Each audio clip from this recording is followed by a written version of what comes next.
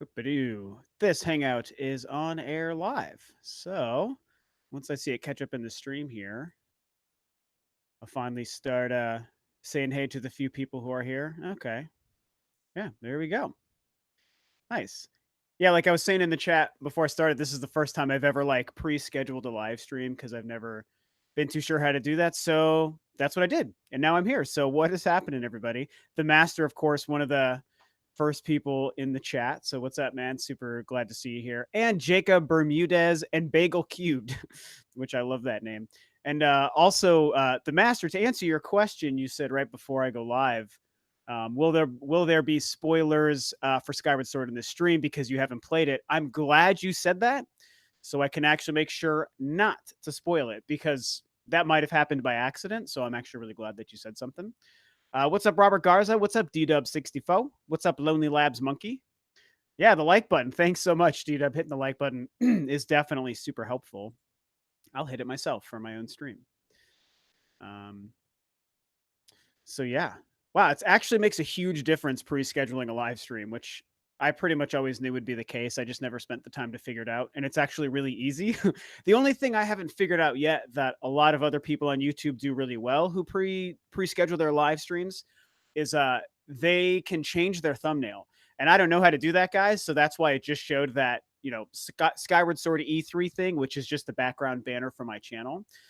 That's what it does like by default. And for some reason, when I schedule a live stream, it doesn't allow me to change the thumbnail, and I don't know what I'm doing wrong. I should probably reach out to somebody.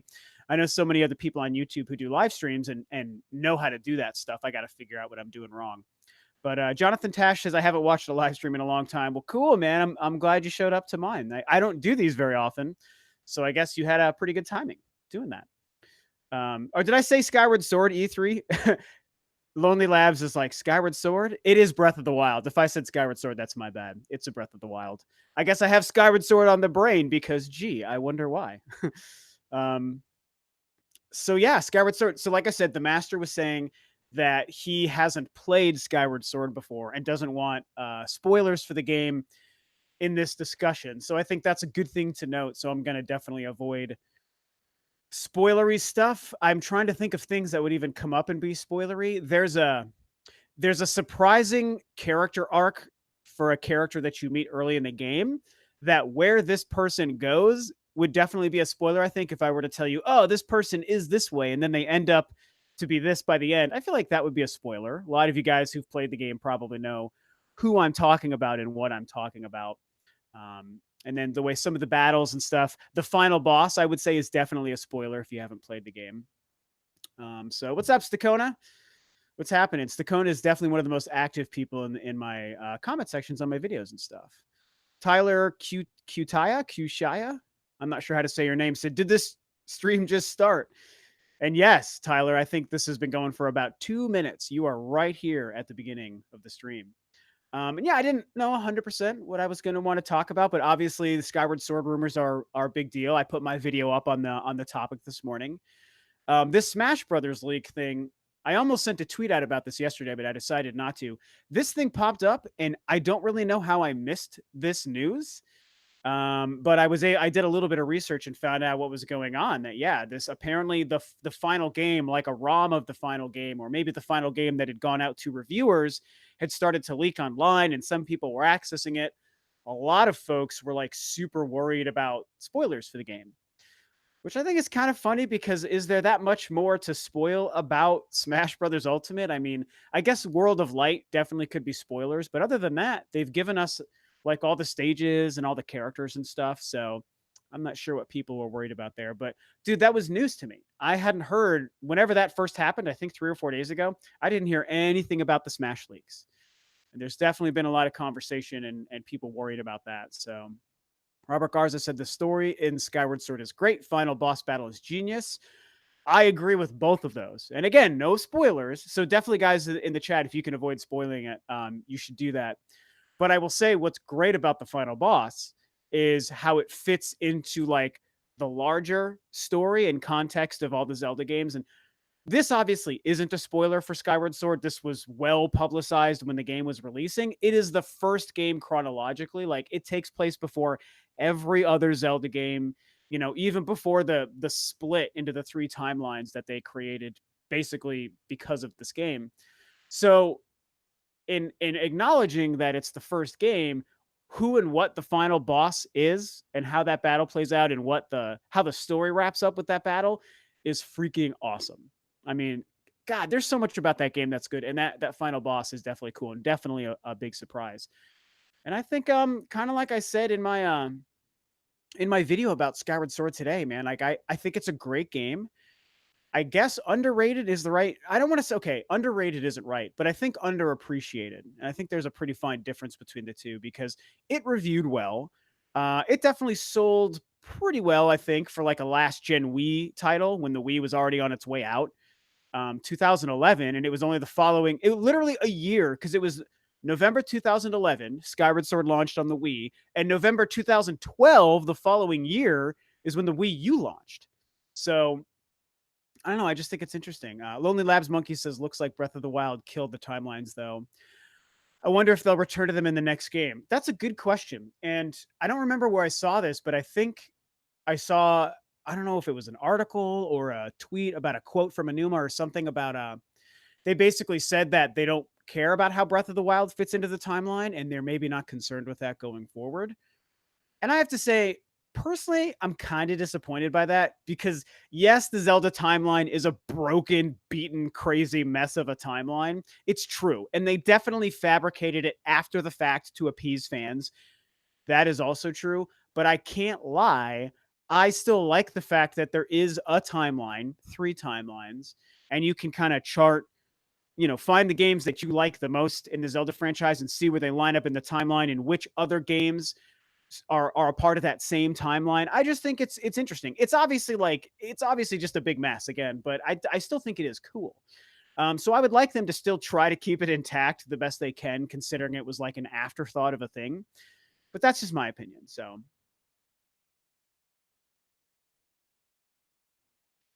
Traykov, what's up, man? How you doing? Jonathan says, for me, Fee was not annoying until I began to replay the game. Since I already knew what to do at that point, did you ever get tired of having her interrupt your gameplay? Yeah, so Fee is a big complaint for a lot of people when it comes to Skyward Sword. And again, trying not to spoil the game here for people who haven't played it, especially because if the game gets a re-release, then a lot of new people will play the game for the first time. Um, but yeah, a lot of people didn't like Fee. And here's the thing. She is annoying, I guess, because she sure does talk to you a lot. She interrupts you every time you walk through a door, every time you swing your sword, every time you tie your shoe, every time you fart in the corner. Fee's got something to say. Oh, it's 95% chance your fart's going to smell bad or whatever. She does do that a lot, absolutely. But I actually still liked Fee. I liked her design. I liked her voice and her speech. I like that. Oh my God, the way she's first introduced to you and the way the story ends with Fee is so emotional. I mean, I don't know. I felt it, man. Maybe that's dorky to say, but I really felt it. That last moments of the story with Fee and Zelda right at the end, it just worked for me. Um, but okay, so the complaints about how often she talks to you is a real complaint and a real problem. And something that drove me crazy is she would always tell you a percentage, like there's an 85% chance that this dungeon will be hard. And I do hate the fact that she always had like percentages in the 5 increment. Like it's always like 60, 65%, 70%, 75%, 80%. It was nothing that was ever random, like 17% or 73%. I found that kind of weird, that they didn't like try to break up what her percentages would be. So I don't know. I thought that was interesting. Anyway, I like Fee.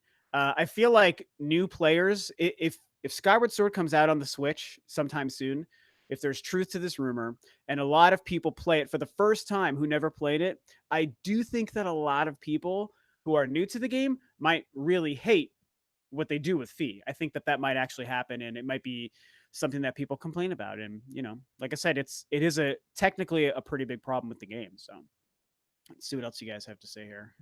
I drink my tea. I have tea and I have a beer.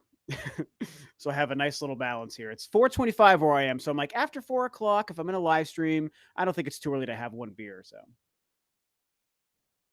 having a beer while I live stream and chat with you guys is one of my favorite things to do. Okay, so um, Tyler said, I wish Nintendo had more consistent timelines. Yeah, they don't really do that too often. I mean, think about it. Mario, there's no reason to make a Mario timeline. There's a fairly consistent timeline with Metroid. There is a conversation about whether or not the Prime trilogy is canon within the Metroid games or not, but it is. It takes place between Metroids 1 and 2. As far as I'm concerned, they're canon. Um, but Zelda is definitely the big crazy mess of it all. What would you think about a new top-down Zelda? Says Josephine Voldemort. Voldemort, maybe if that's a German. Um, you know, I do want that. Obviously, like I'm an older gamer, so I grew up with the old top-down Zeldas. Like I grew up with the NES and Super NES.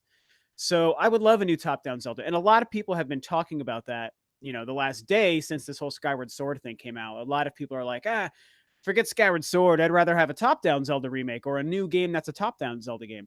And I would also love that. But and it's different for me with Zelda and Metroid. With Metroid, I love the 2D roots of the series so much that I happily welcome a 2D, a 3D, whatever they want to do. With Zelda, I still mostly enjoy and care about the 3D games. I really love where the series went once it hit 3D with Ocarina of Time and every subsequent Zelda. I clearly love the old ones as well. I even like the Adventures of Link, man. Haters gonna hate. I think Zelda 2 is a great game. And I wish that they would actually revisit that style and see what they could do, see how they could improve that kind of Zelda game, 20, 30 years later or whatever it's been. So it's like I would welcome a new Zelda game, but I wouldn't want it to necessarily hinder the development of a new 3D Zelda game that's a sequel to Breath of the Wild. But I'm sure Nintendo has a couple of teams working on Zelda. So if they were to give us um, oh my God, Link Between Worlds was amazing. So if they wanted to do something like that again on the Switch and re-envision a Zelda top-down 2D experience, I really truly would love that. But like I was saying, I definitely love the 3D Zeldas more than the 2D Zeldas, which is different than how I personally look at Metroid. But I mean, come on, you can't go wrong either way. There is just no wrong answer. What's up, Phase on Suit?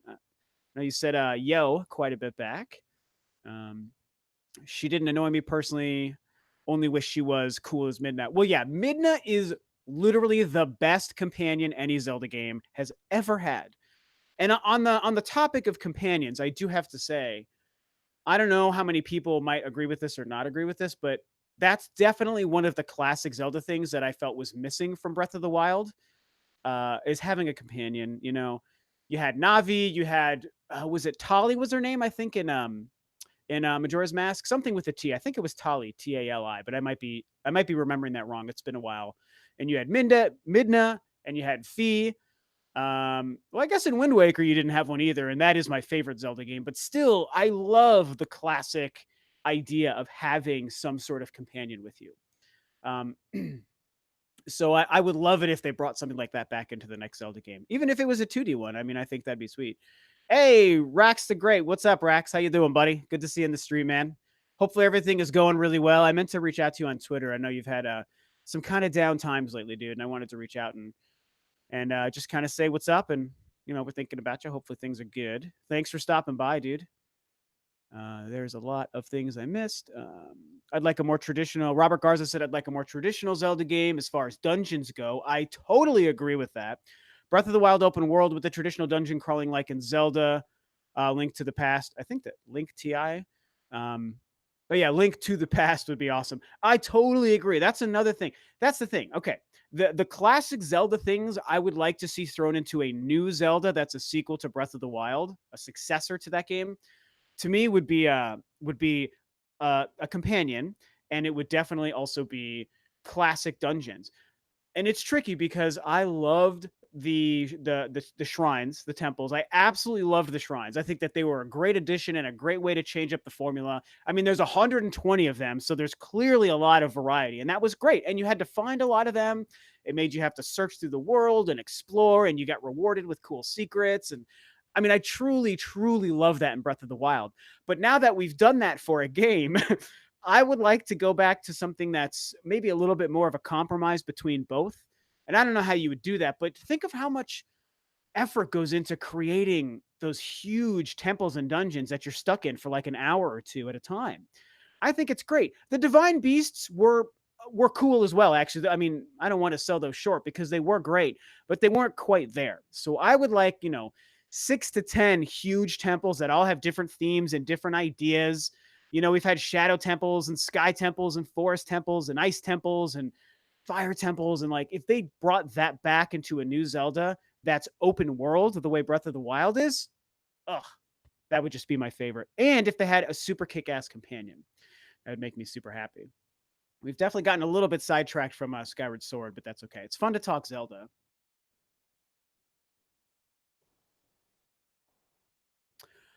Imagine be a port, my dude.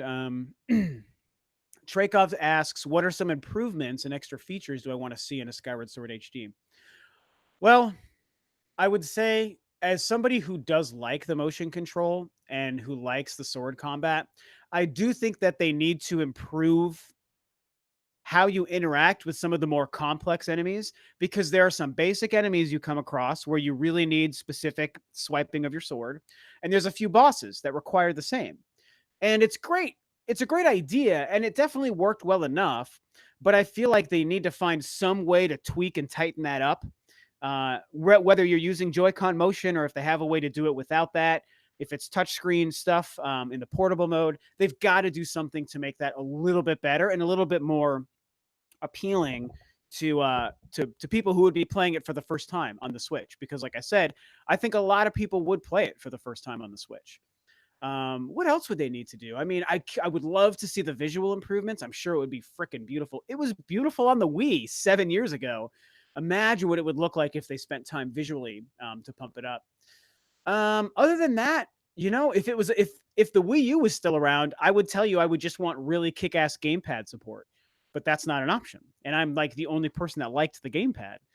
So I guess just finding a way to make the controls work and some great visual improvements, enhancements. I don't really think you need much more. Because here's the thing, anything more, the other complaints about that game, you would have to drastically change what the game is to improve those, like less battles with the imprisoned, or what are the other things? Like for me, I didn't like all of the swimming, especially later when there's a certain map that gets filled up with water. There's too much of it there. And so you'd have to literally like pull out the swimming or pull out the map filling up with water. You'd have to pull out the imprisoned stuff. I mean, there's a lot of like backtracky, repetitive kinds of things. The way you traverse through the sky. Okay, here's one thing I would like now that I think about it. Because I loved flying through the sky when you're like in Skyloft and you jump. God, oh my God, this game is so good. You jump off the thing, you call your loft wing, and you're flying around. And I loved how the sky represented kind of what the Great Sea represented in Wind Waker. I thought it was such a cool idea.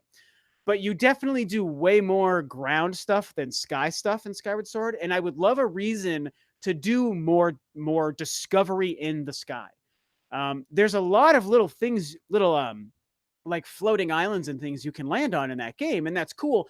But I wish that there was more to find. You know what I'm saying? Like there's not as many secrets, and a lot of the things that you could land on, there wasn't as much to do or find on them as I was hoping when I first started the game.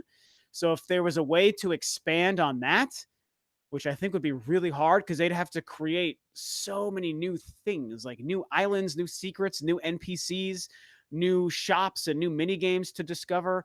It would be really hard to do, but I would love more to find in the sky of that game.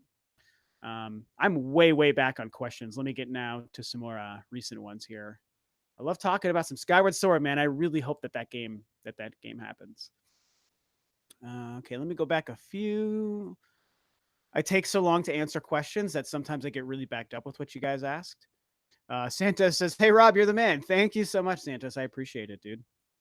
Stakona says, "I love Breath of the Wild's DLC. Yeah, I thought it was great as well." Brian Shan says, "I'd take any Zelda game ASAP. They're all really good. I just don't want to wait 5 years for the next big one. Anything in between would be great." That is a good point, Brian. And that's where I think the 2D Zelda thing makes a lot of sense. Because it could be, I'm sure, like I said, Nintendo probably has a team working on the next, successor to Breath of the Wild, the next big one. And they very likely have another team working on some kind of 2D Zelda, like a remake of an old 2D game or something like a Link Between Worlds, or who knows. maybe even more like a Phantom Hourglass kind of thing, they might have somebody doing something like that. As long as they don't do the Triforce Heroes thing or the Four Swords. Like, I like Four Swords, but I don't think any of us really want that kind of stuff. So make it something a little bit more like meaty and substantial of a 2D Zelda game or a top down. And then I'm with you, Brian. Like something to kind of tide us over between Breath of the Wild and whenever the next big one happens, because I do think the next one is like 5 years away. I mean, it very likely could launch the next console after the Switch. That's how far away it probably is. Maybe not, but I'm willing to keep my mind open to that. So, Switch motion controls is significantly more advanced than Wii Motion Plus. Yes, thank you, Stakona. I said that in my video today as well, because many people, they talk about Metroid Prime Trilogy coming to the Switch and say, oh, but the Joy-Cons won't really replicate the controls. They talk about Skyward Sword and they're like, oh, the Joy-Cons won't really work for that kind of game. Yes, it absolutely will. Like, think about it, just like Stakona's saying, and I said this in my video, Wii Motion Plus technology is 10 years old almost. Like, think about that. You think the Joy-Cons are, oh, okay, they're down here, but the Joy-Cons, like, those things are way newer tech. They're way more advanced. They came out less than 2 years ago. They can do everything a Wii Remote or a Wii Motion Plus could do and do it better. So Metroid Prime pointer controls, Skyward Sword, sword swinging controls, all of that stuff. I absolutely believe the Joy-Cons could do that. So anyone who says that that's like a roadblock to making it work, they're just crazy and they're wrong, and I just don't agree with that. So, and that's how I feel about that. They could use metal rising mechanic. I'm not sure what that's about. Santos says, I totally disliked Breath of the Wild. Wow, really? I thought it was too big and laborious. Bigger fan of Ocarina of Time. My sword doesn't break with the exception of the Goron sword, of course. Interesting opinion, Santos. I mean, I think Breath of the Wild is probably my second favorite Zelda of all time, and definitely one of the best games I've ever played. But I do agree with you. I think the weapon breaking thing was a great idea because it kind of forced a variety of like items and weapons you used, and that is good, but I don't overall love how it was implemented. So I hope they find a way to improve that in the next game or just do away with it. I don't even need my weapons breaking into Zelda. It's not for me. So I agree with you there. Oh man, I should live stream more often, you guys. This is a lot of fun. um Let's see.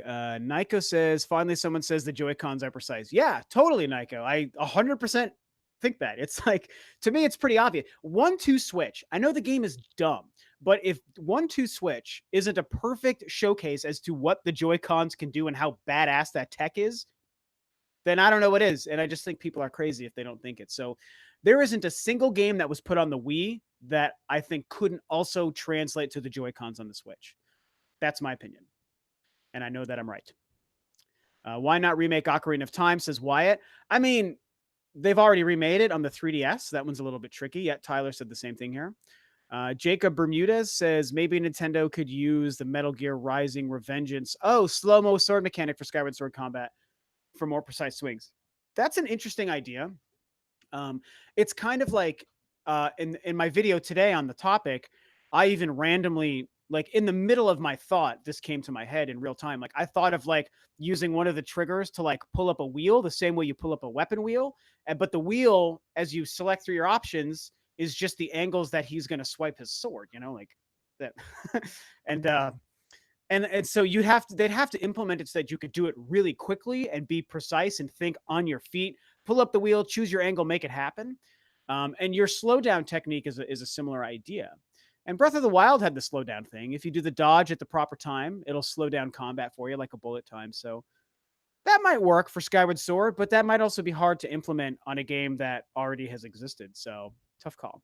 Rax says, I want a 4D Zelda game that comes with a peripheral you wear in your nose and lets you smell the action.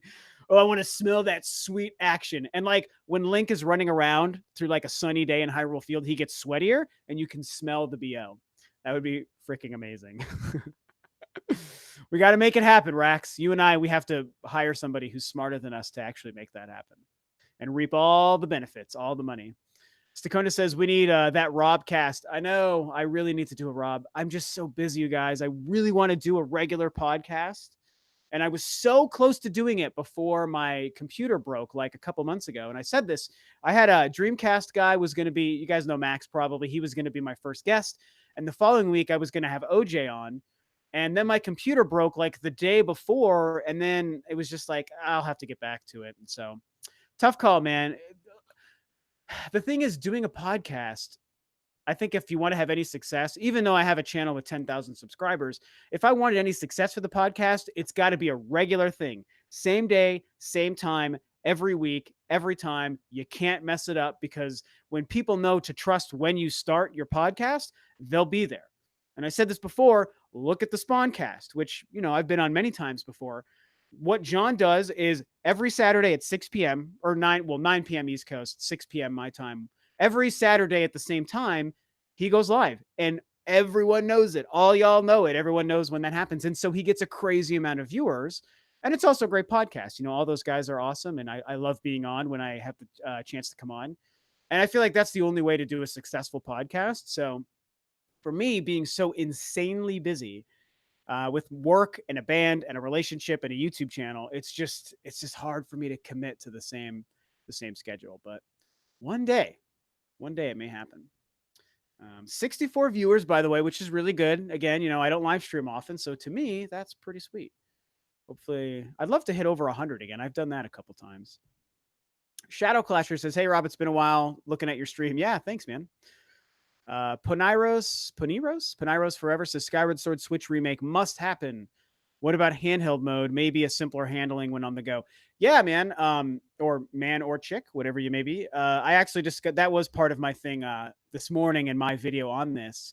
Is when you think about the motion controls, the portable nature of the Switch does sort of become a factor. Like, how could you do motion controls if you're in portable mode just playing like this? And you could do some stuff with your analog stick. A lot of people reminded me in my comments section, I feel like a dumbass for not thinking about this, is the touchscreen. That changed the game. It's like, oh, you could do anything you need on the touchscreen probably. So I feel like that's the way to make it happen. What else did I miss here? When is your album dropping, man? Says Robert. Well, our first single is almost done. We had a crazy thing. Unfortunately, we had to move on from our last bass player, which is a really hard thing to do because he's an awesome dude and an awesome bassist, but some scheduling things was just making it hard. So that slowed our process down for releasing our first single. But that's going to go up maybe this week, if not this week, next week. And the album should drop in like the early 2019. So like probably 5-6 months from now. Our new album. The first one of the band with me drumming on it will come out next month. Joe says, "Hey Rob, how's it going? Personally, for me, the one downfall for me in Breath of the Wild was the lack of enemies and dungeons. I sort of hope in the future that the series bring back enemies and dungeons." I kind of agree, but the thing is, like, even regular Zelda dungeons, I think they're more puzzle based than enemy based. You know, tell me if you guys disagree. There definitely is more. Okay, so there is more enemies in the old Zelda dungeons than in the shrines in Breath of the Wild. But there's still not like a whole lot.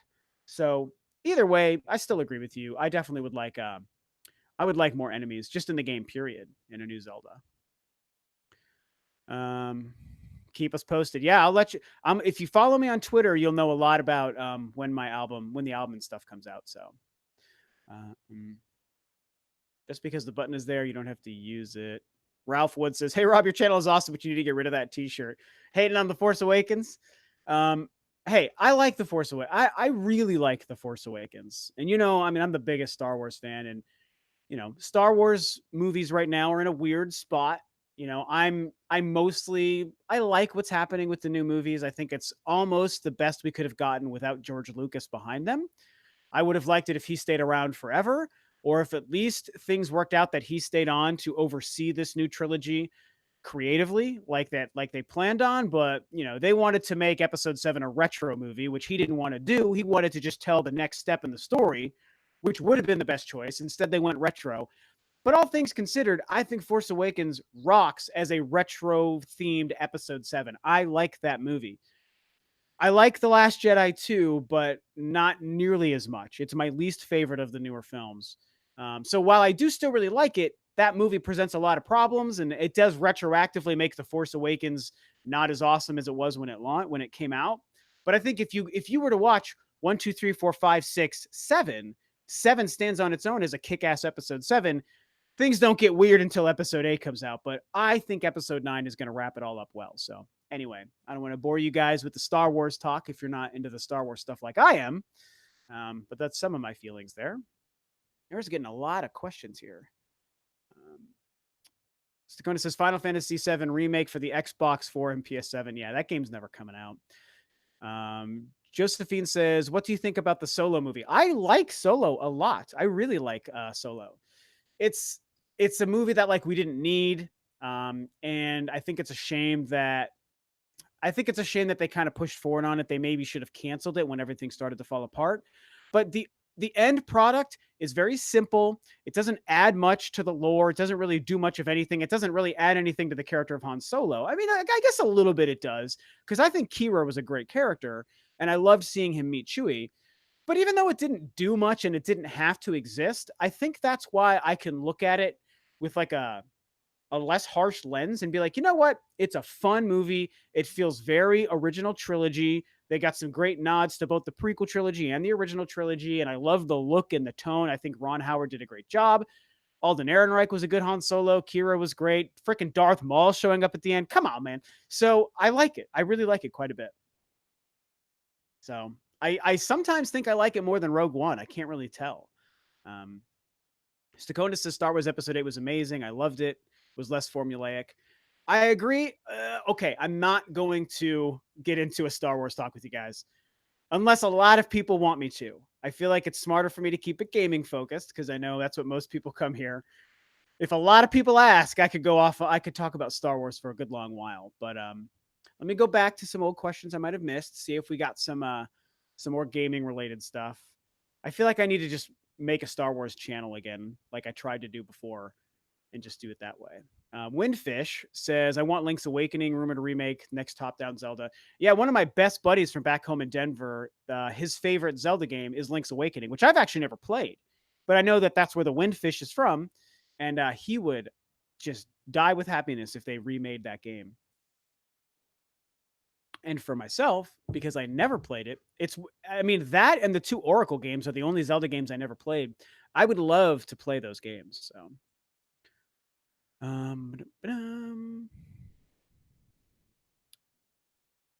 Valhalla Outcast says, I would love a new top-down game. Never had a Wii or a Wii U, so I never played Skyward Sword. Not big on motion controls. Man, you never had a Wii or a Wii U?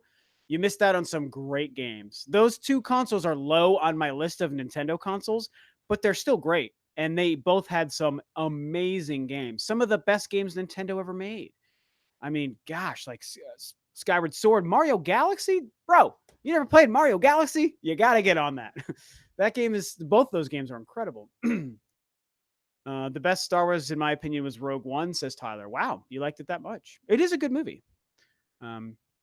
Brian says the podcast would have to be consistent, but doesn't have to be weekly. Yeah, that's true. I thought about that. Lampshade asks if I watch the NFL. Of course I watch the NFL. My Broncos finally making a little bit of a resurgence right now. So who knows if something crazy happens and we accidentally stumble our way into the playoffs. I would be so happy. Santos says, do it. We love Star Wars.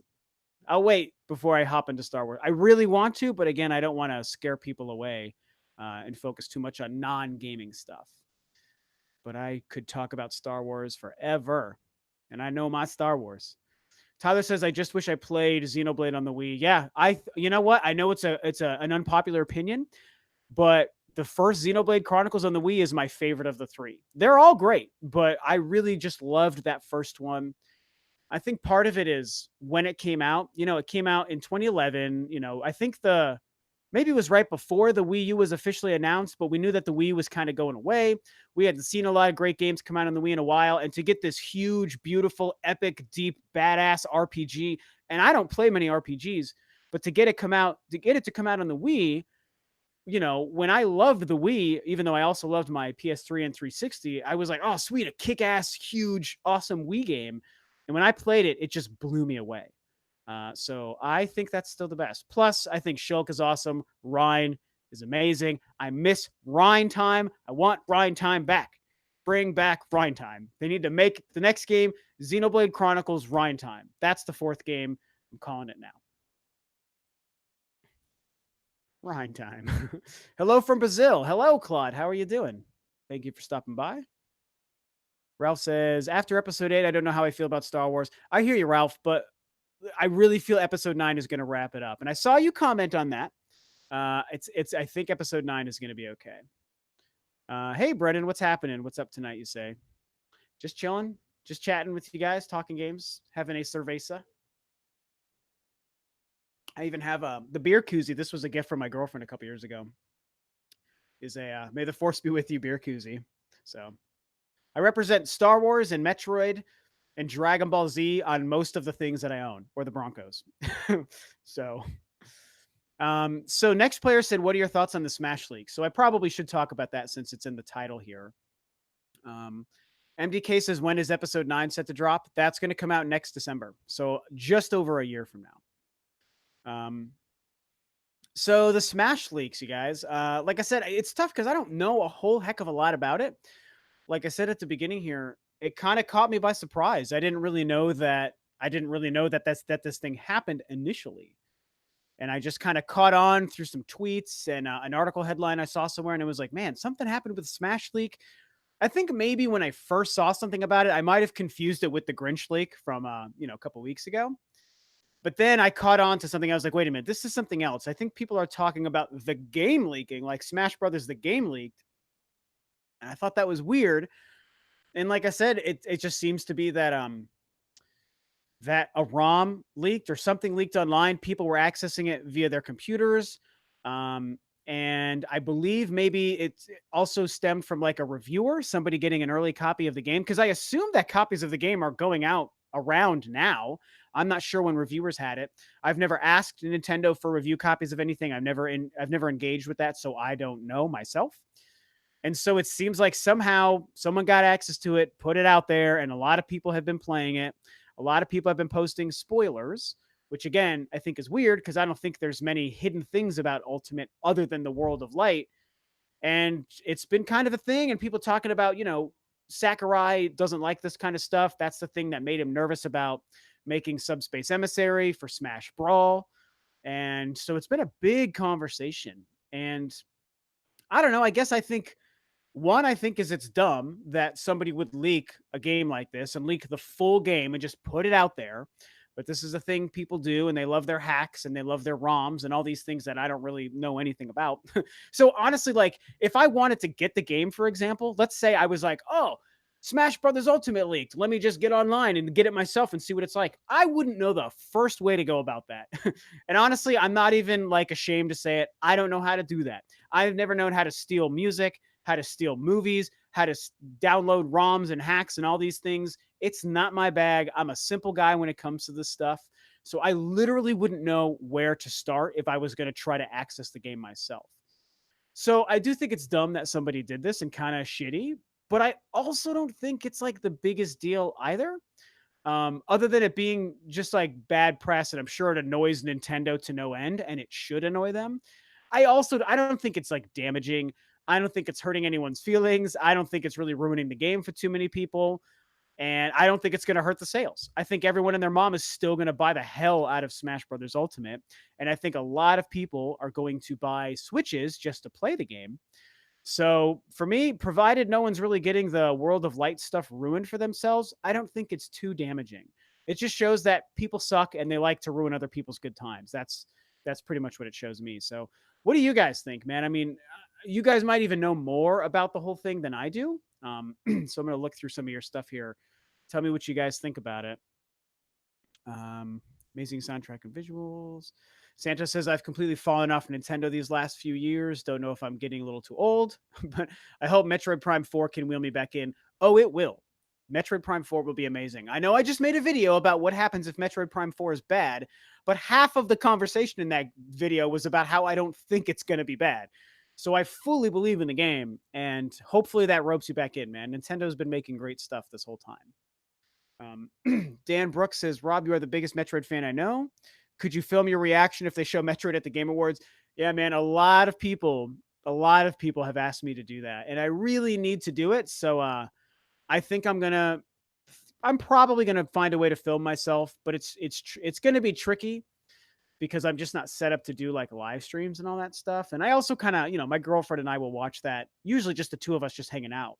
So turning a camera on kind of changes the dynamic, but I still might do it because I mean, if it happens, it's going to be amazing. And I definitely will talk about it at length. So definitely get excited for that. Tyler says, God, I wish Metroid Other M didn't have so many inconsistencies, but even still, I like it. Yeah, that's about how I feel about it. I really like the game a lot. I've said that many times. I'm a staunch defender of that game, but there are clear problems. I hope that Nintendo revisits the formula of Other M again and just improves on their mistakes. That would be the ideal game to come out after Metroid Prime 4, in my opinion. Let's go third person. We can make it a little more action focused like Other M was, but one of the problems of Other M is it also pulled out a lot of the puzzles and the mystery and the exploration. And that's what the Prime games and Super Metroid did so well.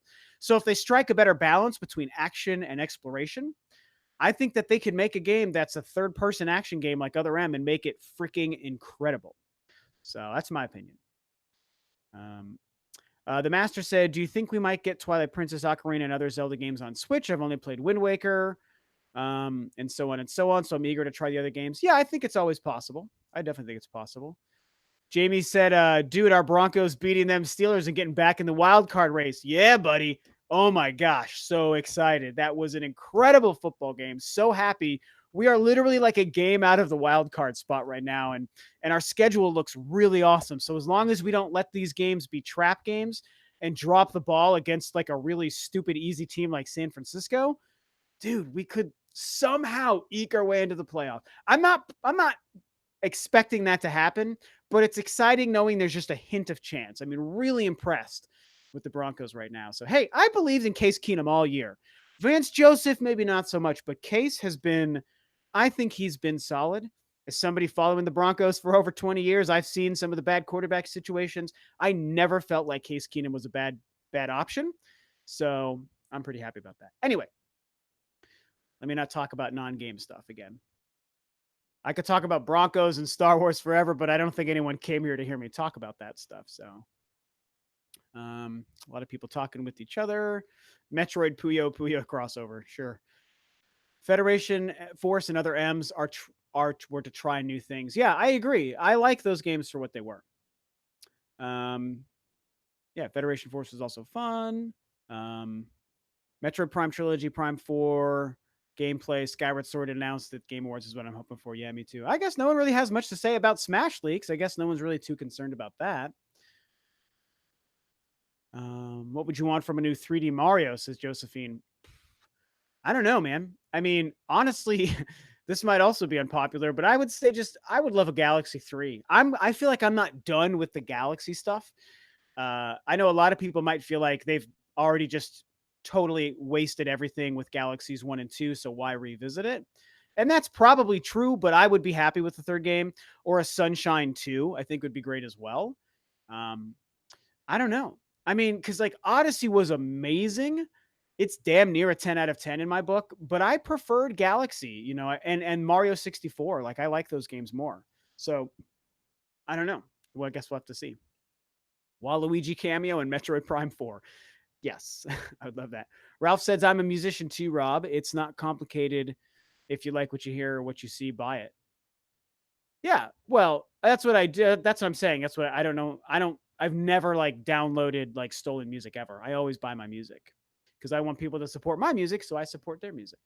Phazon Suit says, I think leaks are fine, but full-fledged rips of the game early is pretty lame. Yeah, that's the thing, Phazon. I totally agree. And that's what really surprised me once I caught up with what was happening with the Smash leak, is the whole flippin' game apparently was made available. And I was like, holy crap, dude. Like the whole game? This game is like a humongous thing, and it's like the big hot thing for the holiday, and it's out in 2 weeks or like a week and a half at this point, and the whole thing leaked. I just couldn't believe it. I think it's pretty unfortunate for people to have access to the full game.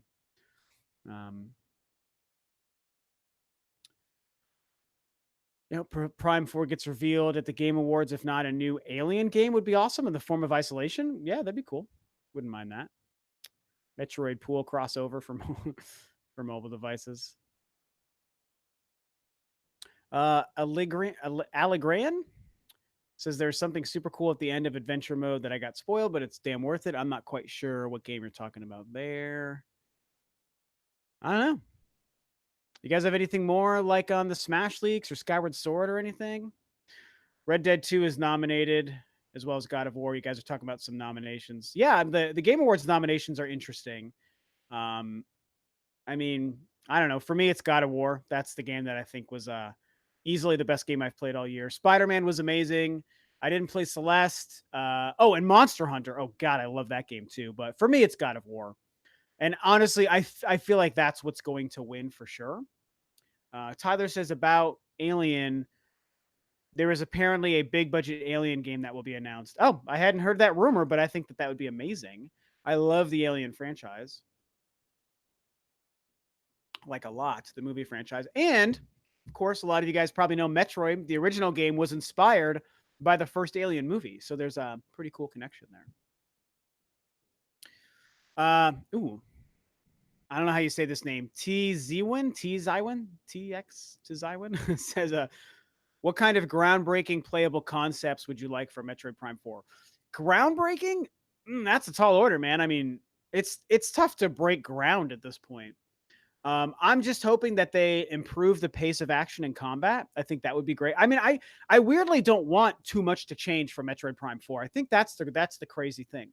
And I plan on making a series of 2 videos soon on what I want them to do differently in Metroid Prime 4 and what I want them to do the same in Metroid Prime 4. And in kind of planning it out in my head a little bit and thinking about it, I realize I have a much larger list of stuff I want them to do the same than things I want them to change, believe it or not. So as far as groundbreaking stuff, it's really tough for me to say because I want so much of it to just feel like a fourth Metroid Prime game. They broke ground with the first game and then they broke ground with the third game with the controls. So when it comes to the fourth, I mean, I really hope more control stuff. I hope they do great things with the Joy Cons. I've been saying that for a while. I want HD Rumble somehow to play a huge factor that actually affects and changes the game, and your connection to Samus and your connection to the story and the world. Wherever you go in that game, I want the HD Rumble to be a part of it. And if they have some kind of cool control gimmicks and some combat gimmicks, that's definitely a lot of what I want them to do new and fresh for the game. But I don't want them to reinvent the wheel too much. I mean, some people might not like that, but for me, I just want more Metroid Prime. Like, yes, evolve some aspects for sure, but don't change it. Like you can only make a Resident Evil 4 so many times in your life, or a Metroid Prime so many times in your life, where this game, this entry in this series changes everything so drastically, but does it so unbelievably perfectly. And I think those are the 2 best examples in history: is Resident Evil 4 and Metroid Prime. No 2 games changed their respective series more and more successfully. So you can't do that too many times, and also a lot of developers aren't good enough to do that too many times. So those are my opinions. Let's see. It is, but it's so repetitive. A lot of everyone's kind of talking to themselves here. The Alliance Alive is the game that you wanted Octopath Traveler to be. Never heard of that one, and I'm not sure who you're talking about. But I liked Octopath Traveler. Too many random battles for my taste. I don't love random battles, but Octopath was so good that I didn't really mind. I still haven't beaten that game, by the way. I have to get back to that. But I rarely beat games on the first go around. I usually come back months later and end up beating them.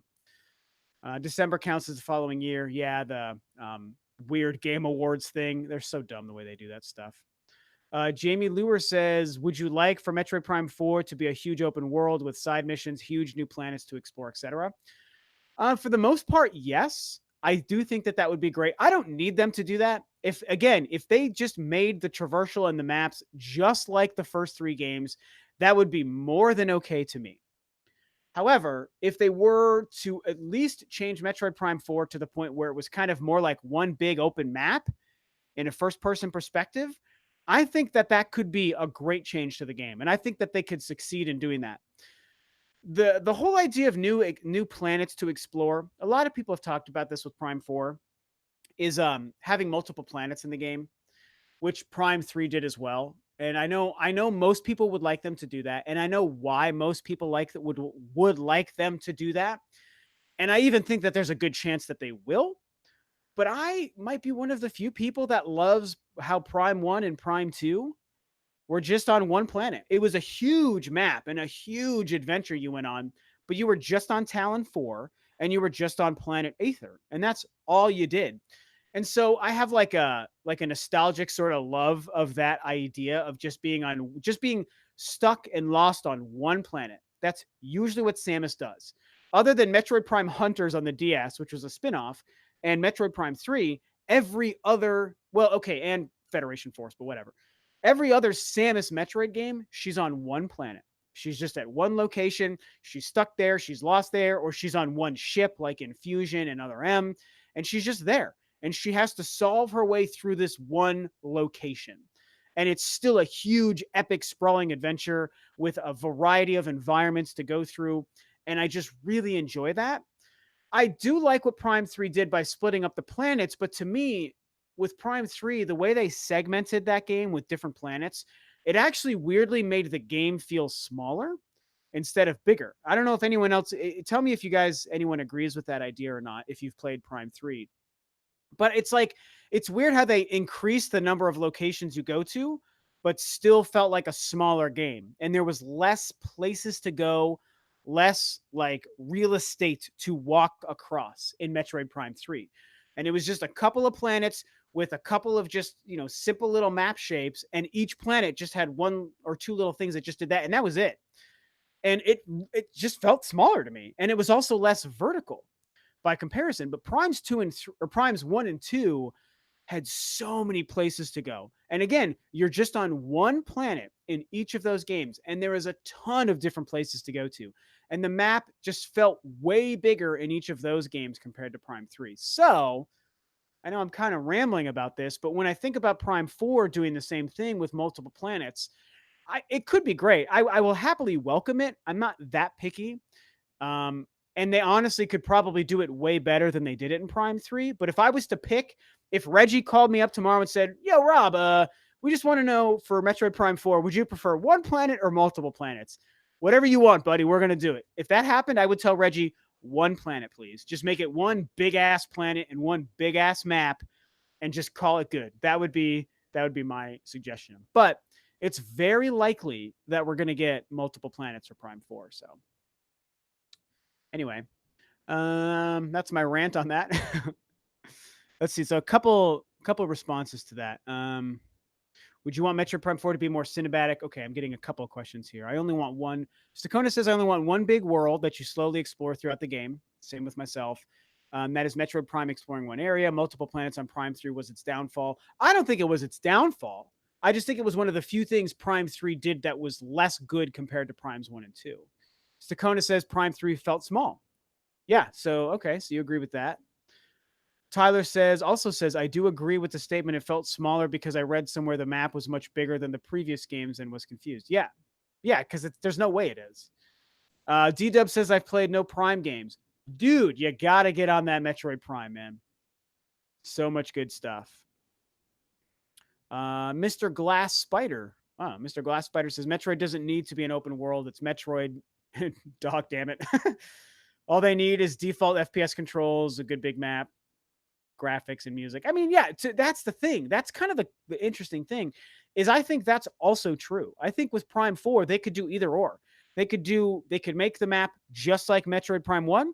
They could make the map just like Metroid Prime 3, or they could make the map just a big open world with all sorts of backtracking and stuff, like a Breath of the Wild. Like they could do that. I guess when I think about an open world, I think what I'd prefer is if the next main Metroid after Prime 4, like the one that we would get in like 2022 or 23, excuse me, I think about maybe that game when they finally put Metroid Prime to bed, that series is done, and maybe the first person perspective is done. I think then they could do an open world Metroid game like Breath of the Wild.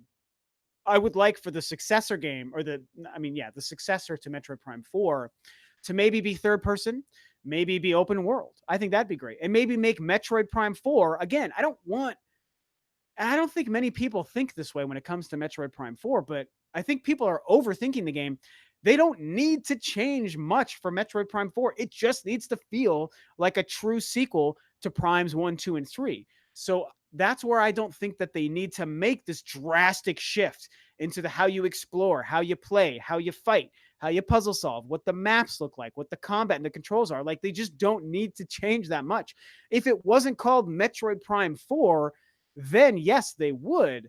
But I think a lot of people, I'm not saying a lot of you guys in the chat, but I just think a lot of people think that Metroid Prime 4 has to be this huge evolution, groundbreaking thing. And it's like, to me, it doesn't. It just needs to be Metroid Prime 4. The next game, I think, should be this huge, groundbreaking thing, and they should try to evolve the formula, the map, the combat, all that stuff. That's when you've got free reign to do so. I think a Metroid Prime 4 is constrained, and not in a negative way. I think it's constrained in a positive way to what makes a Metroid Prime experience.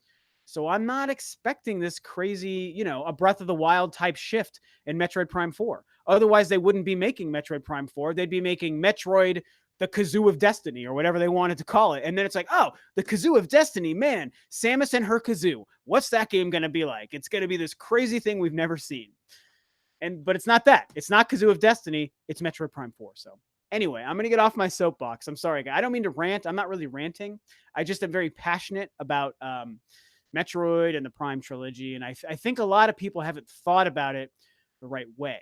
And I get why, but I think maybe people need to focus in a little bit and remember what these games were, which is why, I'll get back on my soapbox here, which is why releasing the Metroid Prime trilogy on the Switch makes sense, so that they can remind people what the Prime games are like, and they can show newcomers to Prime what the games are supposed to be, so that the standard and the expectation for Metroid Prime 4 is set, and people understand, okay, Metroid Prime is this kind of experience. So with Prime 4, I'm expecting the same kind of experience.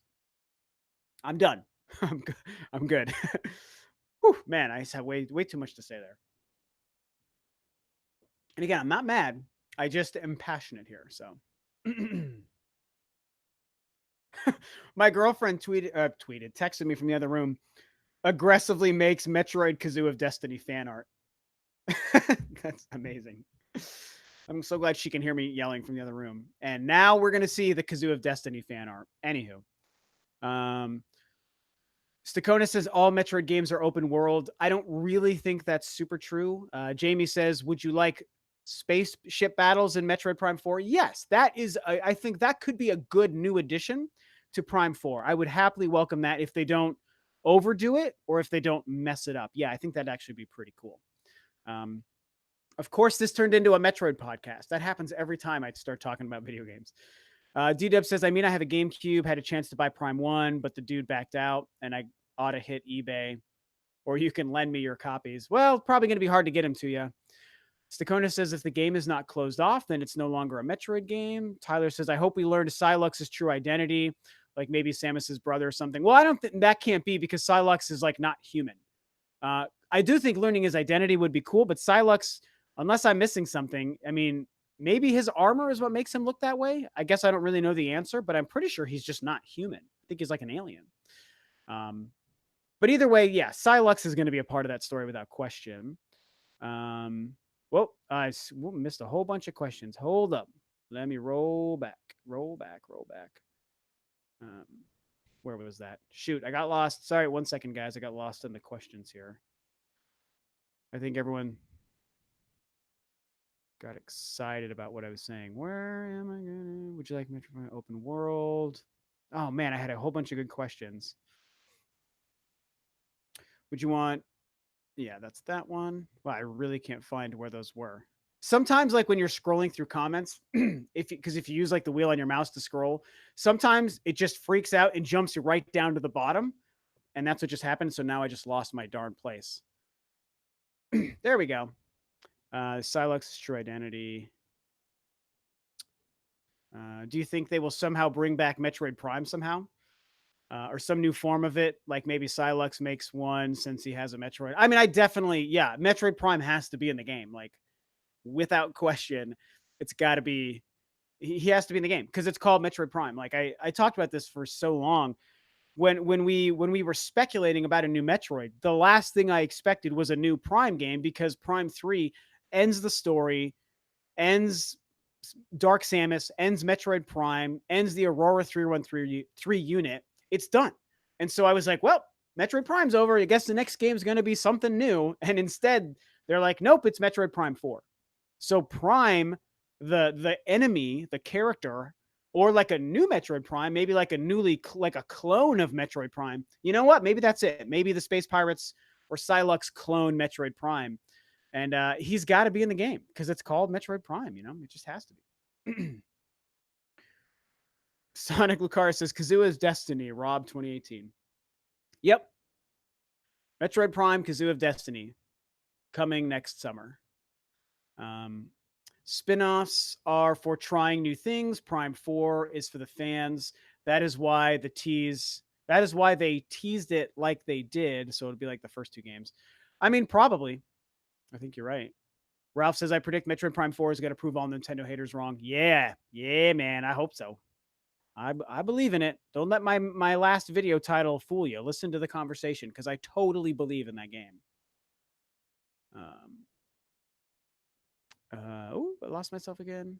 That is why they released Samus Returns on the 3DS to sell Prime 4. Well, maybe, maybe not.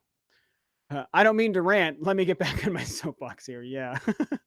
I had that Prime trilogy thing hop back in my brain. And that's, to me, that's the connective tissue to why the Prime trilogy makes sense on the Switch, is because of what it means for Prime 4. So I feel bad. I got so into the Metroid thing. If anyone wants to talk about something not Metroid related, you are more than welcome to bring it up, but I could also just keep talking about Metroid Prime. Jamie says, please, Rob, you are our Metroid savior. We need you to get back on the phone with Reggie and tell him to bring it to the Game Awards. If it's not there, I'll be so upset. I know. All right. I'll just text Reggie back and I'll be like, hey, bro, I know I told you about that one planet thing, but also make sure you're bringing the game to the Game Awards. I got your back. Consider me the Metroid savior, like you said. I like that title. Have you ever been to a Smash tournament before? Asks Boba Bonanza. And I have not been to a Smash tournament. I would love to go to a Smash tournament. I mean, I don't know where they're normally held when it's not like an E3 kind of thing. Where do they normally do those? Would they do them in San Francisco? Or maybe they do them in Seattle, where Nintendo's located in the States, which is only about 3 hours for me. I actually live in Washington State. So, I should probably go to one. But I'm also not I'm not a tournament kind of guy, so excuse me, guys. Predator mime for and all Reggie said was it's well in progress. Not ready to give a release date yet. Yeah, I know. The Genius of Battle says, greetings over there, Mr. Rob. Hey, how you doing? How you doing as of late? New Super Mario Brothers U Deluxe, any thoughts? Will there be online for it? I hope so. Yeah, good question. Honestly, like I think the new Super Mario Brothers on Wii, the new Super Mario Brothers U on the Switch, I think is going to be a really smart release. It's not something I'm super excited about because I don't love the new Super Mario Brothers games. They're not bad, but they're just not. I just don't love them. And I had it on the Wii U for about a week, and I was like, man, I just don't love this. So I actually returned it. And it's one of the few games I ever returned. Not because it was bad. I think I just realized I just didn't want that game. So I don't know that I'm going to pick it up myself on the Switch, but I think it's going to sell very well. I think it's going to review well because, I mean, I don't love those games, but I recognize they are of high quality. Like they're good games. So I expect people to love them.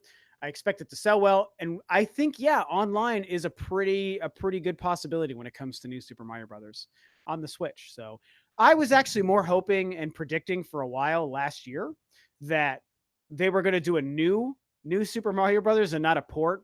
So I have to be honest, I'm really disappointed that they didn't make a new Super Mario Brothers game. Like, I think it's kind of lame to bring the Wii U one. Like, you should have had some team working on a new collection of new Super Mario Brothers stuff. Like, that really should have been what they did. But instead, it's a port, and that's fine. Like I said, I think it'll sell well, but it's just not for me. So,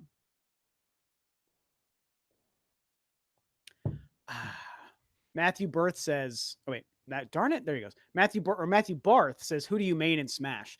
I am not good enough at Smash to have a main, but the characters I like and am good with are Zero Suit Samus, of course, Toon Link, um, Kirby, and I feel like there's at least one more I'm pretty good with. I'm not. I'm not a hardcore player, you guys. I never played for glory ever. It's like I'm not that good. I don't get into tournaments. I don't follow any of that stuff.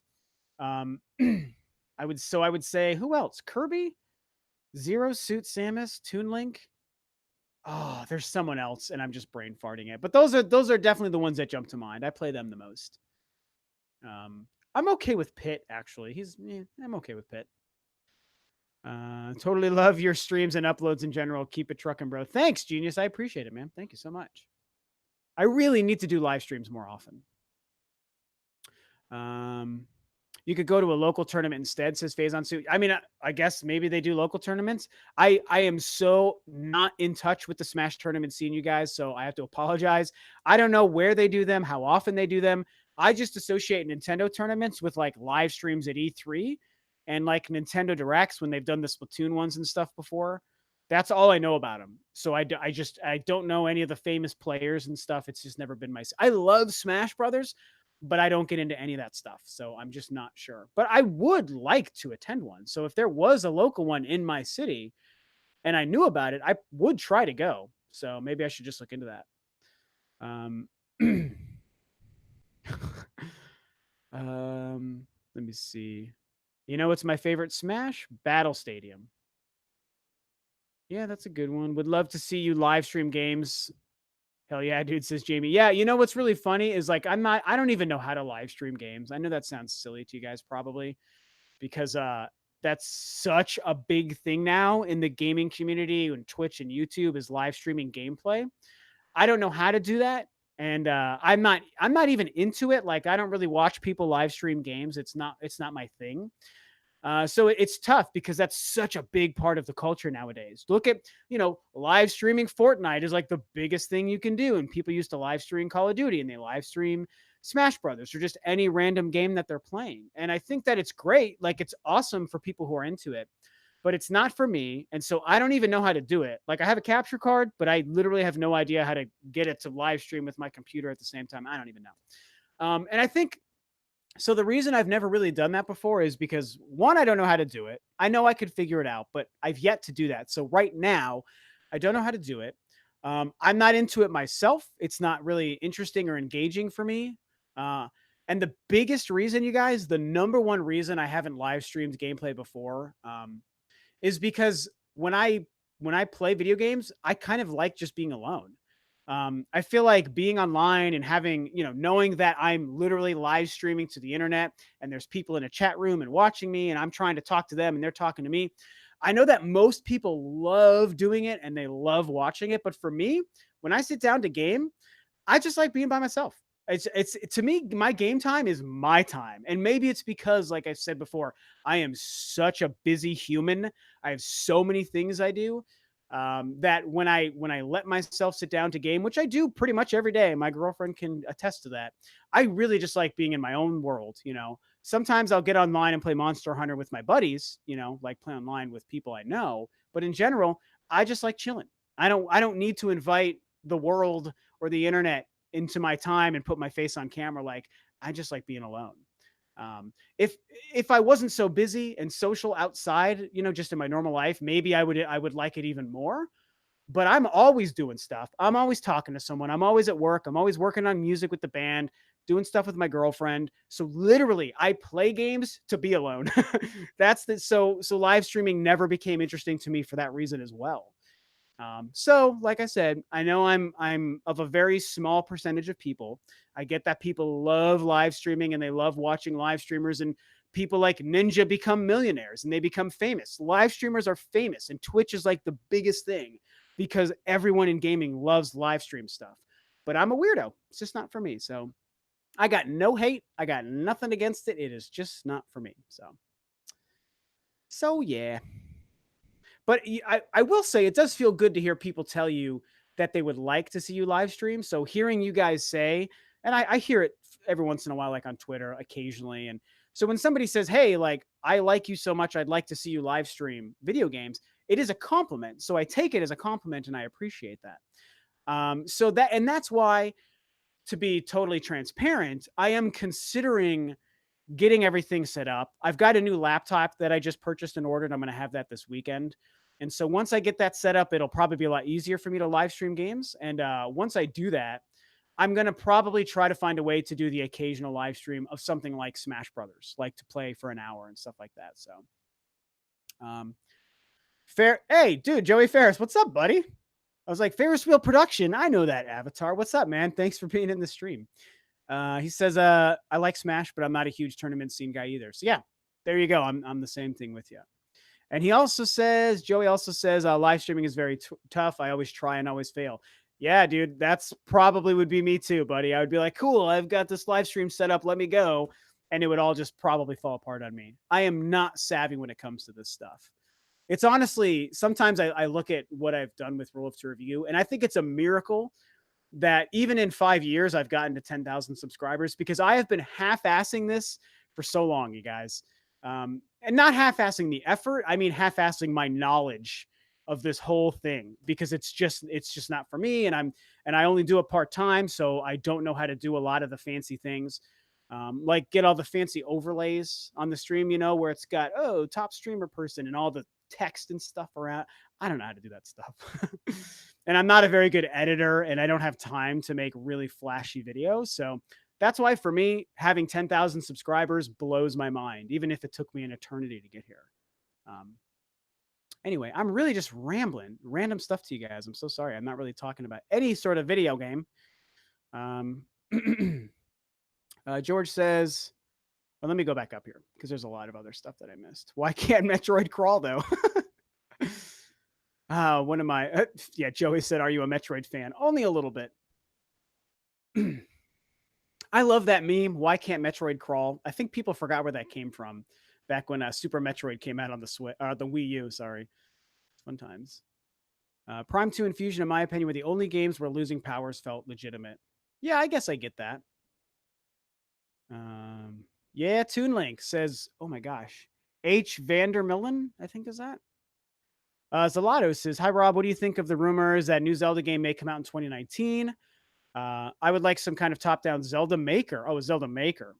With the interaction in that demo they showed at Breath of the Wild. Yeah, so, I mean, I'd have talked about this a little bit earlier in the stream too, but, I guess there are kind of rumors about a new Zelda next year. To me, they feel more like theories and speculation from people on the internet, I think, than a quantifiable rumor. I haven't seen anything that leads anyone to think that Nintendo's working on a new Zelda next year, other than people just saying, oh, it makes sense. I hope that it's happening. So I think it's kind of a wishful thinking thing, but it doesn't mean that it's impossible. And heck, I mean, Inuma talking about Skyward Sword HD, sort of that tease, is a little bit of something, to be fair. So yeah, we talked about the top-down Zelda thing earlier. I think that could possibly happen. Maybe next year is the year. A Zelda Maker, I think that would be a huge hit. I mean, Mario Maker was such a colossal success. And I don't even really care for Mario Maker, but people just love it so much.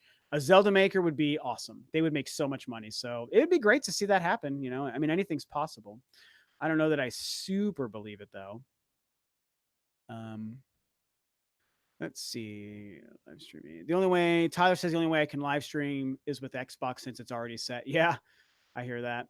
Hollow Knight was the last game that made me feel like playing Super Metroid. Yeah, Hollow Knight is a really great game. If you haven't played Ori and the Blind Forest, I demand that you play that game. It is the best Metroid-like game that exists. Not counting the best Castlevania games, Metroidvania, whatnot. I mean, the best 2D Castlevania games are incredible. So if we remove Castlevania and you just want a game that's like a Metroid game, Ori and the Blind Forest, absolutely amazing.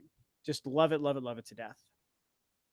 Nick Starkey says, trying to keep spoilers to a minimum, but do you think it's possible that Phase might not have been the origin planet? It'll be interesting to see how it's explained, considering how Prime 3 ended. I mean, I feel like it probably is. It just makes sense. But if they wanted to retroactively change the origin of Phase-On and change why the story got started and everything the space pirates were doing with Phase-On, they could bring the idea of Phase or the idea of the origin planet of Phase-On into Prime 4, and it could be their avenue or their conduit into why Prime 4 is a game and how they're continuing the story of Metroid Prime when it otherwise ended with Prime 3. So it's a good idea. I mean, you'd have to think the elements that are going to be in Prime 4 are Metroid Prime himself and then Phase-On. I mean, that's it all makes sense. So we all thought Prime was done, but now that they're making a fourth game, those two things have to make it back into this game in some way. That's someone talking to someone about Smash Brothers. I'm probably going to wrap up in a couple minutes here. I've been going for, oh my God, 75 minutes. I did not know it's been that long. Matthew Barth says, I can respect that. It makes sense why you like Metroid so much then. Because of the Solitude stuff, maybe? Critical Hard says, Robbie, would you like an open world Metroid game? Yeah, we kind of talked about that already a little bit, Critical, but my answer is yes. I think it might be best for a game after Metroid Prime 4 than to make Metroid Prime 4 itself open world, but I'm open to either one. Joseph Dalton says, hey, Rule, I've been a fan of your channel since day one. Dude, really? If you go back to 2013, that would be incredible. My awkward first videos and stuff. I didn't even show my face for the first year. I was trying to be just like Review Tech USA. Jonathan Tash says, yeah, where's Mario Maker for Switch? A 3D Mario Maker would be the best, though. Yeah, but a 3D Mario Maker would be really, really difficult. And so it might be tough for Nintendo to make that happen. But you never know. Jamie says, I think we're getting a Mario Maker 2 at this point. I actually agree with that. That probably makes more sense than a Zelda Maker, to be fair. Love that question. They're going to be a Mario title for Switch, hopefully online, though. Ori was amazing, says Tyler. Yes, it was.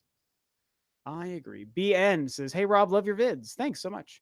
Hopefully we'll see Prime 4 at the Game Awards, less than 2 weeks until that moment of truth, I guess. Yeah, I mean, I truly think it's going to happen, you guys. I can't tell you outright that it's going to happen. Let me look at my calendar here. But yeah, I think that it's going to be there.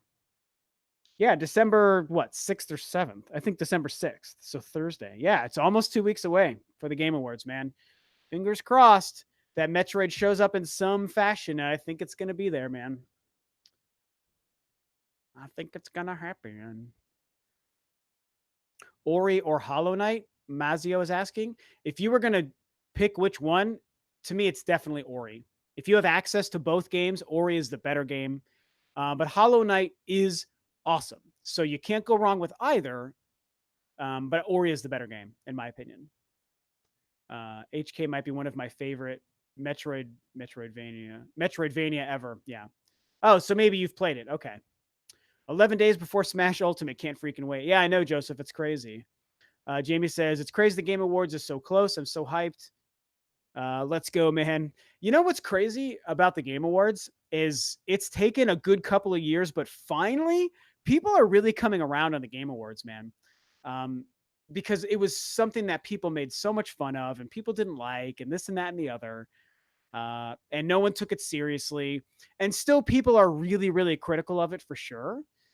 But there's definitely more hype and excitement around it now than there was even 3 years ago. The last 2 years really did pretty well. People seemed to care. They were interested. They were caring about the awards, and the simple fact that people are mad at the Game Awards for not taking the awards part more seriously, to me, shows that people care. If they didn't care, they wouldn't complain. They wouldn't tweet Jeff like, hey, make the awards a bigger deal. I agree with that, and they're excited for the trailers. They're excited for what people are going to be showing. They're excited to see the awards be given out. People actually are invested in the show now. And I think it still has a ways to go to be taken really seriously, but it's definitely on its way. And the average person and the average gamer who follows gaming does care about the show and cares about what's nominated for Game of the Year and what's going to win Game of the Year. And that's what the show is trying to achieve.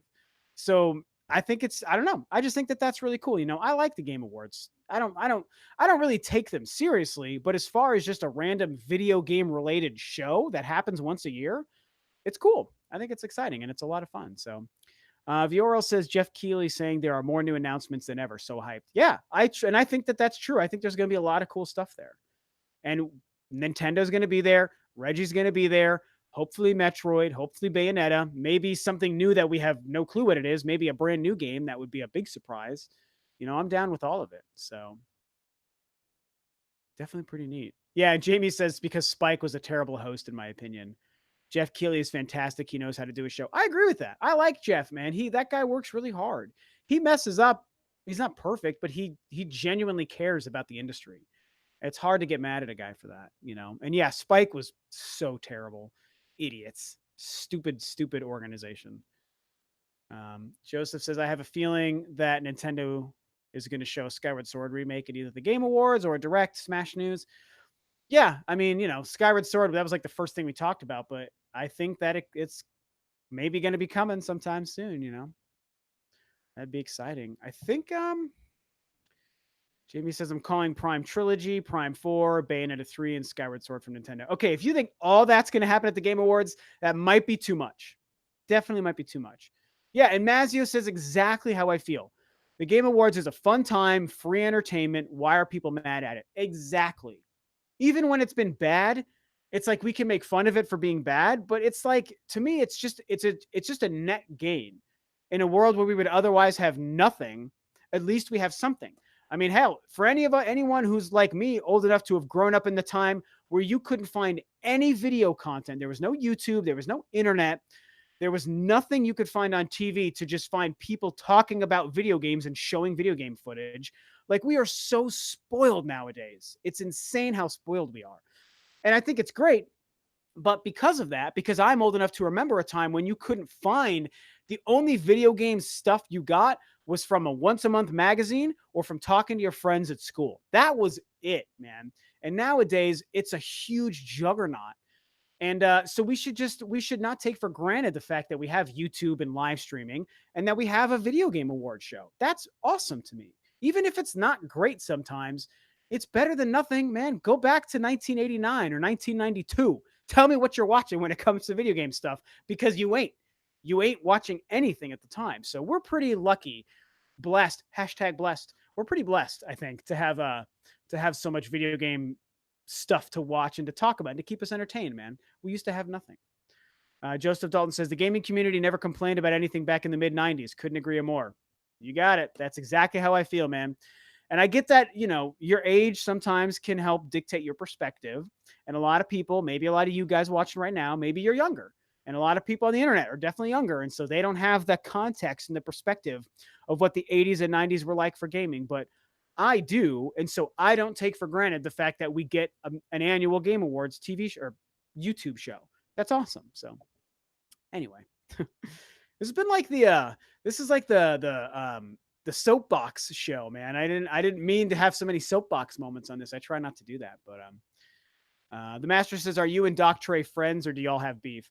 No, I mean, we're not friends, and I don't really think that we have beef either. Obviously we had beef. We had a beef moment early in the year. And like I addressed this a couple weeks ago on my 5-year anniversary kind of video that I put up, because October 30th was my 5 freaking year anniversary on YouTube, which is crazy. I addressed it a little bit. It was an unfortunate thing. We both were stupid. We both made dumb mistakes, and it was a shame. And I offered to talk to him in private, and he turned it down. And then that's when it blew up into something else, which is a shame. But I don't think we have beef, because my perspective on that is, I don't want to spend too much time on this.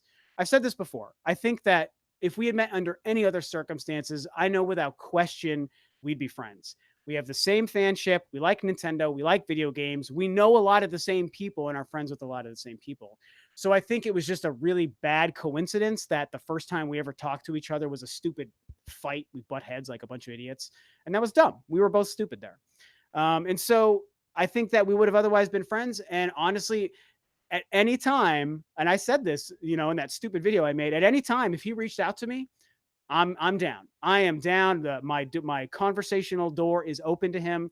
I would be happy to just be cool with him and just put the stupid thing behind us, which, I mean, it already is behind us. I mean, you're asking me about it, but so that's why at the end of the day, like, I would happily I'd love to chat with him, just be cool and be like, hey, bro, remember that thing we fought about over Metroid? That was stupid. Let's just be cool, man. We should be friends. So, but it's up to him. Hey, I gave my one chance to reach out and he turned me down. But if he ever opened the door and decided to contact me and said, hey, yo, let's be cool, I'm cool, man. I'm in. So it's up to him. There was a time before the internet. That's not true. Oh, but it is, Jonathan. There was a time before the internet. And you know what? Like, I know I love the internet. We all love the internet nowadays, and it's great for the gaming community. But I definitely miss a time before the internet. That was like, it was so great. It was such a good time, and it was just so much more like pure. And I feel like the internet has made things, and this is across the board. This is like for gaming, for movies, for politics, for anything. So many people have such a loud voice because of the internet that I think it's brought out some of the most toxic conversations and toxic stuff about people. And I think that that sucks. And so, because of that, negative messages and negative opinions about anything, especially in gaming, they just get amplified and they get bigger and bigger, and people just fight and they just yell, and it becomes just people say the most gross, mean things that they can because it's the internet. And the way we interacted as friends about video games in the 90s was awesome because there was no internet. You just interacted with your buddies and you just talked about the things you loved and you theorized about, ooh, when is this next thing going to happen in this big video game? It was just, I don't know. I liked it. I liked it a lot. I just love Nintendo and trust their judgment, except the lack of cloud saves on Splatoon 2. That makes me queasy. Yeah, that's kind of unfortunate. Joseph says, man, I miss the days, especially Smash 64 with those amazing sound effects. Yeah, it's a great game. Learning the secrets of Legend of Zelda in the schoolyard versus the internet was way better gaming experience. I totally agree, Valhalla Outcast. That is the perfect way to say it. Learning the secrets of a video game like Zelda at the school with your friends, just talking with your friends. Oh, I found this. I did this. You did this. Like, oh man, that was you can't recapture that. I feel so bad for young kids growing up today, kids who are like elementary school age growing up today with video games. It's just not the same as it would have been at that time. Sorry, my phone is blowing up over something. That was a weird phone call. Okay, sorry. Tyler says, I just wish I had the experience of actual arcades, not Dave and Buster's stuff we have today. Yeah, dude, the old arcades was the best. We used to put our quarters up on the thing to signify, like, oh, I'm next in line. I'm next in line. Zelato says, freaking Smash leakers. Yeah, man, the Smash leak is unfortunate. But, hey, like I said, I don't think it's going to do much damage. I think it's just a stupid thing, but I don't think it's going to hurt the game much. I just saw the master says, Rob, do you think we get a new Rayman game on the Switch? I think we just get a new Rayman game, period. I think we get that probably. It would probably be for all consoles. And so I think it would be on the Switch, but I don't think it would be Switch exclusive. But yeah, I feel like a new Rayman is for sure in the works. In fact, I would think that that's going to show up next year at E3, and I think it'd be amazing. Joseph Dalton says it was less drama, and as much as I love the internet and I've been a Nintendo fan since the Super Nintendo, I'm 24 years old now, feeling old. Yeah, I hear you. Joseph says I feel bad for our daddy Sakurai. Yeah, that's the thing about the Smash League that is unfortunate because we all know that Sakurai probably hates it, and it totally ruined his day. Valhalla says the quarter on the ledge was a legendary system to queue up. I miss those days. Yeah, man. See, you remember. You go back that far with me, clearly. Especially because that's when like fighting games were like they ruled the day. They ruled everything for video games, for home consoles, for arcades. It was all about fighting games, man. I missed the fighting game boom. And that was when you would go up and put your quarters to queue up who's going to be next once somebody loses, man. It was so much fun. I always got so nervous when it was my turn, and I was never very good. I got pretty good at X-Men Children of the Atom, but I was never very good at like Mortal Kombat in the arcade. VTV 201 says, do you think Prime 4 is linked to Star Wars 1313 developers? I don't know. Is there a connection there? I'm not sure. I've never heard of a connection to that. I mean, that would have been old LucasArts folks. I don't know. But I really just want 1313 to come back because it's a tragedy that we lost that. Do you think we could get a new 3D Donkey Kong game? I'm one of those people who like Donkey Kong 64, says Markel Hawthorne. Yeah, man. I totally think some new Donkey Kong game will come out on the Switch. Whether it's a third Donkey Kong Country game or if they try to do something 3D like Donkey Kong 64, I think that that would be great. Joseph says, I love Etika's reactions. Yeah, yeah. Actually met Etika, myself and my buddy Robert, who runs the channel Gaming with Me. We used to do the Juices Loose podcast together.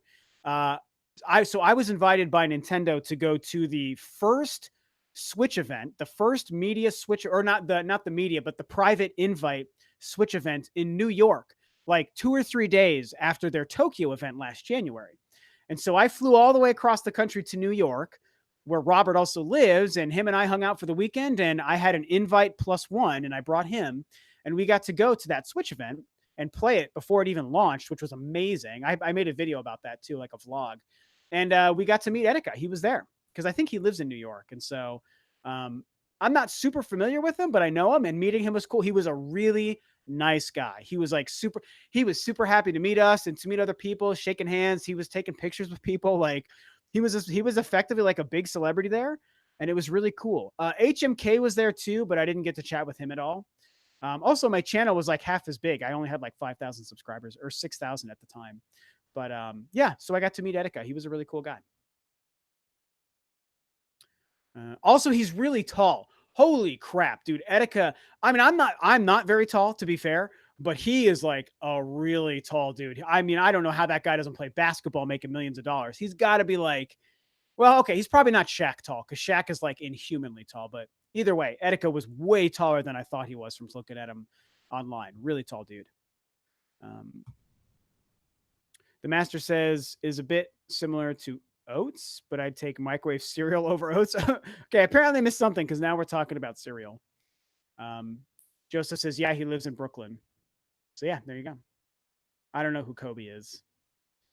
I think I'm probably gonna call it. I'm at 91 minutes, just over an hour and a half. I think this is a way longer stream than I anticipated, but had a lot of you guys here, a lot to talk about, a lot of Metroid stuff. So hopefully you guys are cool with that. But this was a lot of fun. So I will say thank you guys so much for showing up to the live stream. I do these very randomly, of course. No schedule, no planning, but this was fun. And I found out how to schedule this like 20 minutes ahead of time. So that part was cool. But I will try to continue doing these. I promise, guys. I did one last month. I'm doing one now. Maybe I'll do one next month or in a couple weeks. If we get Metroid Prime 4 stuff at the Game Awards, maybe I'll do a live stream reaction to that, or not reaction, but a live stream discussion after the game is confirmed and shown off. I think that'd be a lot of fun. So I see everyone saying bye in the chat. Bye, guys. Thanks so much for tuning in. And I will catch you next time on another live stream, maybe. So peace.